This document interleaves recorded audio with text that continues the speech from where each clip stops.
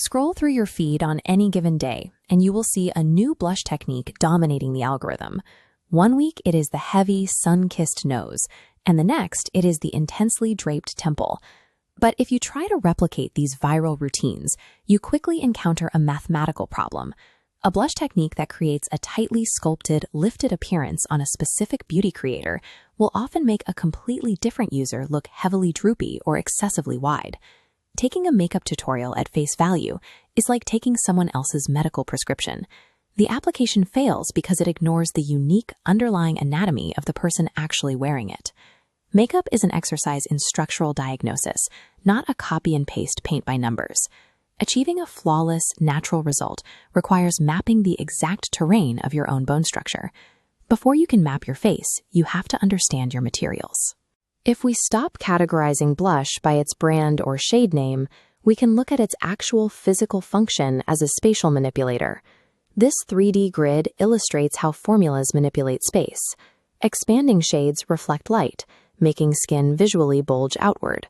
Contouring shades absorb light, causing the area to recede like a deep shadow. Finally, neutral shades act as complexion balancers, flattening the grid to a neutral baseline. Knowing whether the powder on your brush expands or contours is the absolute prerequisite to manipulating your facial architecture. To see this physical theory executed at the highest level, we only have to look at the Paris Haute Couture runways for Fall/Winter 2026. Look at this runway photograph from the Schiaparelli show. The makeup, designed by McGrath, deliberately manipulates light and shadow across the model's bone structure, proving that haute couture beauty is rooted in spatial engineering. McGrath bypassed standard pink blush entirely. She placed soft contouring shades directly beneath the cheekbones to push the jawline inward. Then she applied an expanding, shimmery bronze to the high points, dragging the cheekbones forward to catch the light. Master makeup artists rely on engineering these tailored optical illusions. They do not blindly paint on seasonal color trends. Once you understand your tools, you can map your own terrain. The correct blush placement depends entirely on identifying if your specific facial framework requires widening, lengthening, or softening. This wireframe maps the round or square framework, defined by a wide horizontal axis. Applying blush to the apples stretches the horizontal plane, adding unwanted width.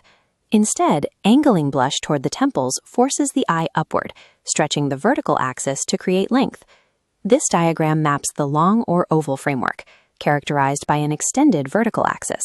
A high temple placement stretches the face too far.